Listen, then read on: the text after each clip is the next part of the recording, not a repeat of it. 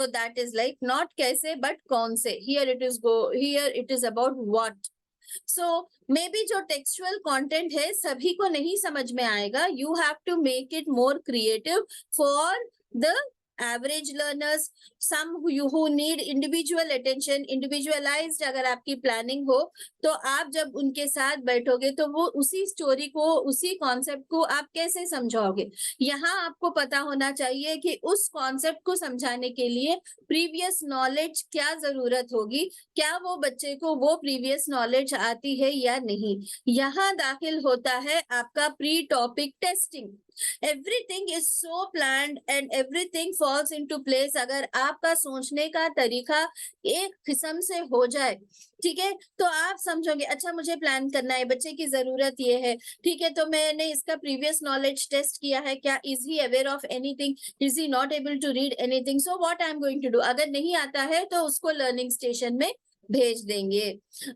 रेमीडिएशन शुरू करेंगे, इंटरवेंशन शुरू करेंगे, जिसके वीडियोस मैं आगे पोस्ट करूंगी. समझ में आ रहा है आपको जो भी, whatever, like if you have some questions you can definitely mail me on firdausaisha751@gmail.com. Similarly process में होता है फ्लेक्सिबल ग्रुपिंग. फ्लेक्सिबल ग्रुपिंग आपके पास जैसे बिगिनर्स, इंटरमीडिएट, एडवांस लर्नर्स है, average, below average, average, above average learners है. इन सभी को groups में कोऑपरेटिव लर्निंग में बिठा के जो है पढ़ाने का प्रोसेस.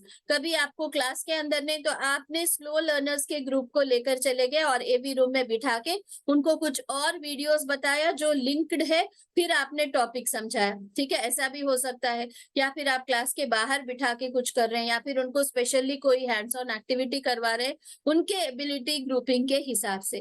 कभी ऐसा होता है कि टीचर 15 मिनट स्टार्टिंग के एक्सप्लेनेशन के लिए यूज कर लेती हैं, सामने पूरे बच्चों को बिठा लेती है and she explains and she assigns an activity. It can B other way round. She assigns an activity which in itself is an explanation of the activity, and then students get to know the concept and then teacher summarizes the concept.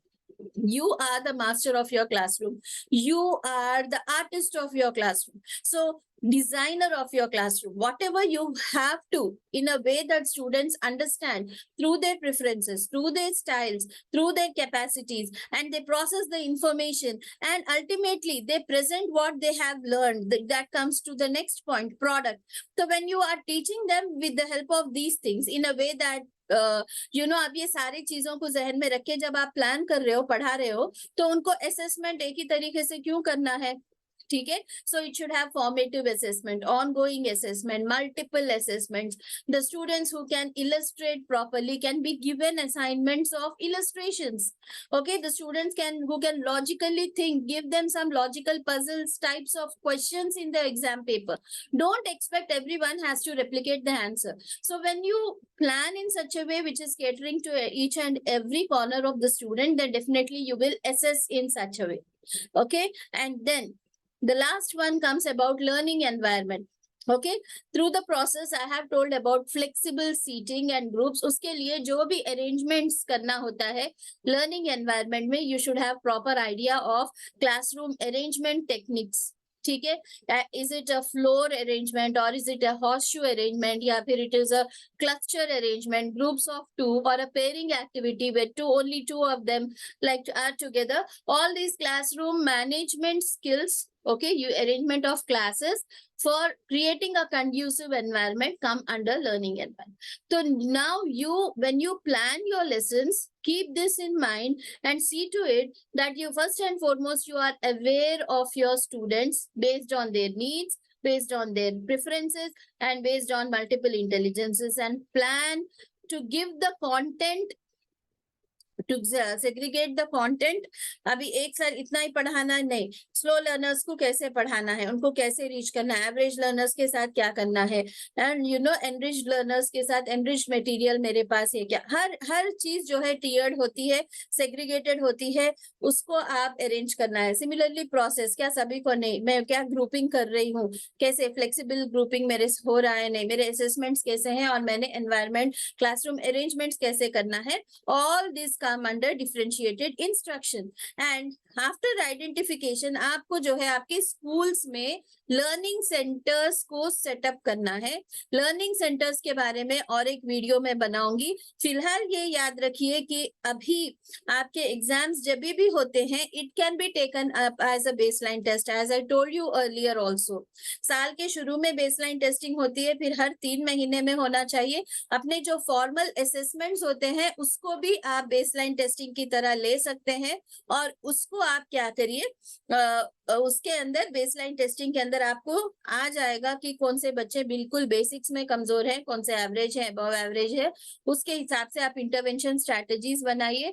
और learning centres आपके school में होना चाहिए बिल्कुल। कुछ schools में ICU जैसे शुरू कर दिया, एकेडमिक इंटेंसिव केयर यूनिट, उसी तरीके से आप लोग एक बहुत ही अच्छा, बच्चों को खुशी होने वाला नाम रखिए, ठीक है, रखे, जहाँ पे बडिंग टुगेदर, ग्रोइंग टुगेदर, इस तरीके से रखे। वहां पे 2 टीचर्स को स्टेशन करके लिटरेसी और न्यूमरेसी के क्लासेस कंटिन्यूअस साल भर हुए जैसा देखिए। बेसिक बच्चों को आप उधर भेजोगे, हफ्ते में 3 बार आधा घंटा, ऐसे कुछ प्लानिंग करके। रेमीडियल का टाइम टेबल, इंटरवेंशन का टाइम टेबल रख के ऐसी प्लानिंग करिए। वो बच्चे आगे बढ़ेंगे तो नेक्स्ट स्टेज पे जाएंगे, नेक्स्ट स्टेज पे जाएंगे। जरूरी नहीं है कि जो बच्चे फेल हो जाते हैं, जो कमजोर है, वो आगे 5 साल भी आपके बोर्ड के ऊपर फेलियर्स में वही नाम आ जाए, ऐसा नहीं होना चाहिए। unless and until you implement differentiated in your instruction in your classroom. Any doubt you can mail me, we'll help you out. firdausaisha751@gmail.com. And jazakallahu khair for watching.